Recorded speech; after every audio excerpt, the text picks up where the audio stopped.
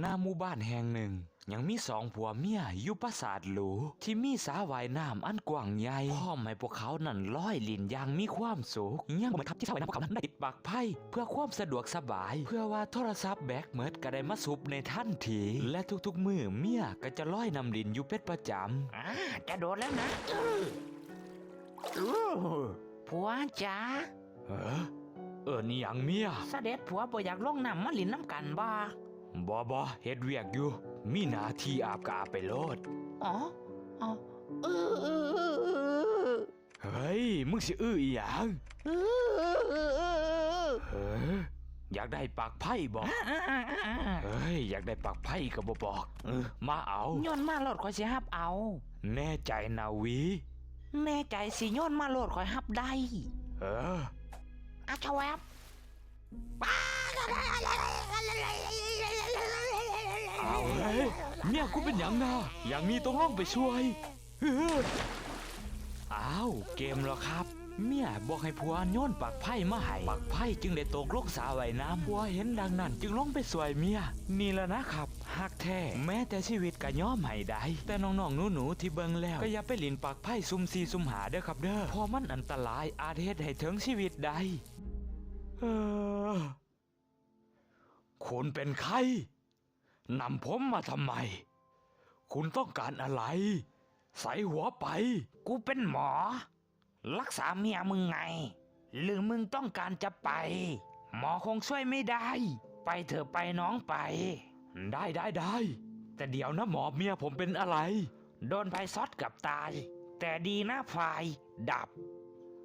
นั้นผมก็กลับบ้านได้แล้วสิได้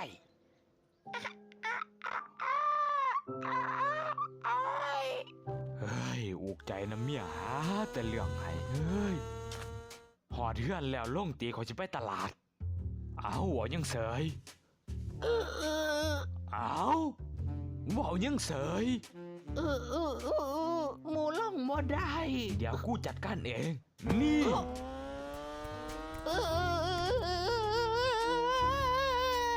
เมื่อกลับมาบ้านเมียก็มีท่าทีที่เปลี่ยนไปหรือว่านี่อาจจะเป็นผลจากการถูกไพ่ช็อต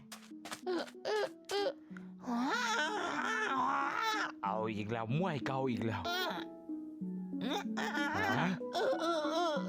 หมูขึ้นบ่ได้แต่นี่มันสูงเพียงคืบเดียวได้เมียสอกูอีก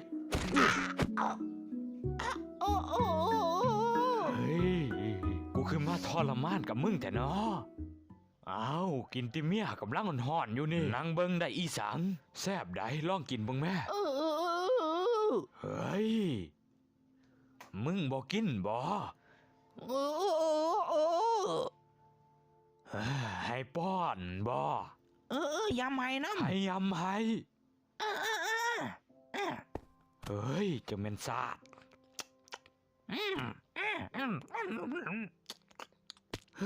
ชีวิตเบื่อเด้เป็นหยังอีแล้วเมียหมูล่องบ่ได้เอาอีกแล้ว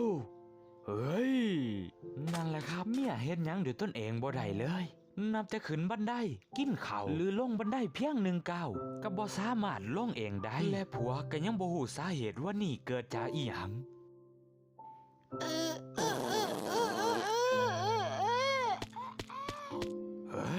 เป็นหยังอีกแล้วเมีย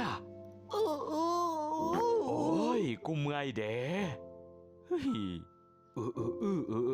จะไม่อีสังดอก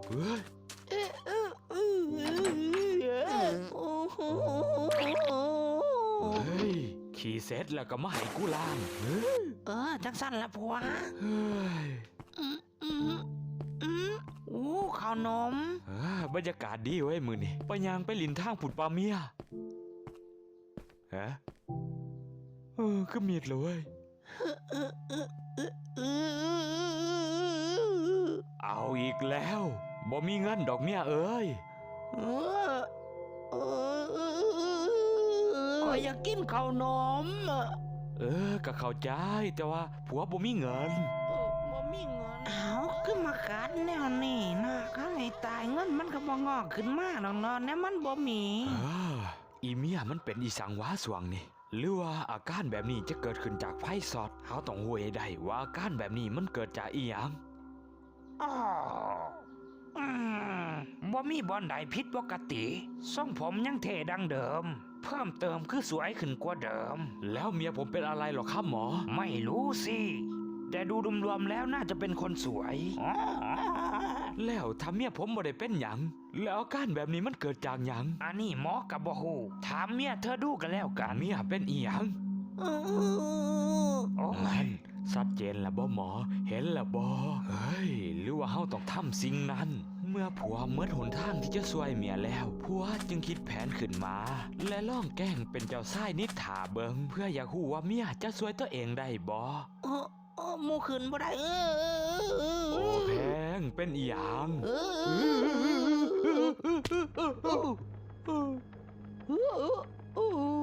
เฮ้ยผัวเป็นอีหยัง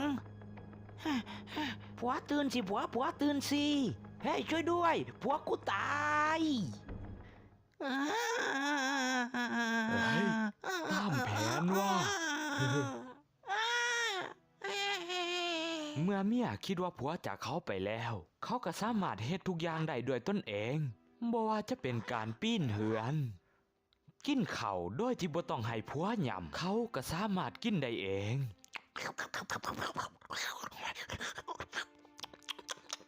ยังบ่หมดครับ เขายังสามารถล้างก้นโดยที่บ่ต้องเพิ่งไผก็สามารถทองน้ำและเอาทิชชู่มาเช็ดได้เองผัวจอบเบิ่งเมียมาหลายวัน เมื่อเขาพบว่าเมียเฮ็ดทุกอย่างได้ด้วยตนเองได้ เขาจึงพาเขามาเสิร์ฟให้เมียอาจ๊ะเอ๋ อ๋อผัวยังไม่ตาย ใส่แล้วจ้ะผัวยังไม่ตายผัวเพียงสากสถานการณ์เบื่ออาการของเมียและแล้วมันก็เป็นคือผัวคิดไว้อีหลีเมียยังสบายดี ใช่แล้วจ้ะผัว เมียสบายดี แต่ผัวอยากหูบ่ว่า ที่เมียเป็นแบบนี้นะย้อนหยัง ย้อนหยังจ้ะเมีย พอที่ผ่านมาผัวบ่เคยเอาใจเมียเลย เมียบ่เคยได้สัมผัสความเป็นเจ้าหญิงตัวน้อยๆเมียบ่อบอุ่น เมียบ่มีความสุขเนี่ย อ๋อผัวหูแล้วจ้ะเมียผัวหูแล้ว และตอนนี้ไปผัวจะเอาใจเมีย จ้าผัว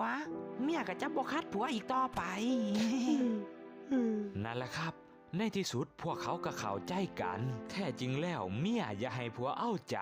และเมื่อผัวหูดังนั้นผัวจึงเอาใจเมียเรื่อยมา และเมียก็บ่ทรมานอีกต่อไป จบบริ